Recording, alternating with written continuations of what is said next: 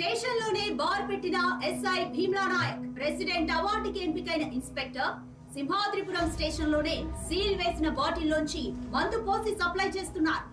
పక్కనే మీరు చూస్తే ఓ లేడీ కానిస్టేబుల్ కూడా సహకరిస్తోంది. దీనిపై స్పందించడానికి ఏసీపీ ఆఫీస్ కి ఫోన్ చేస్తే ఎవరు అందుబాటులోకి రావట్లేదు.